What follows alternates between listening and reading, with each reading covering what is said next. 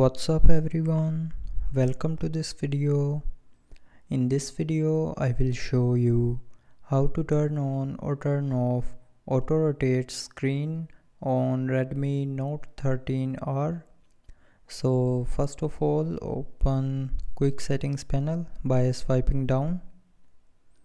Now here you will see a screen orientation or screen rotation button.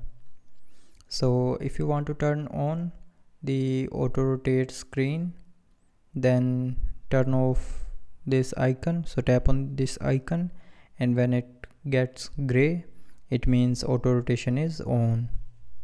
So now you can auto rotate your screen.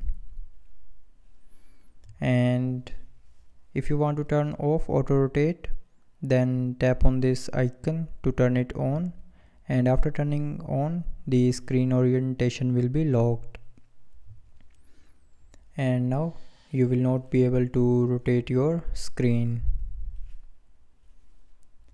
So that's how you can turn on or turn off auto rotate screen on Redmi Note 13R. So I hope you liked the video. Thanks for watching.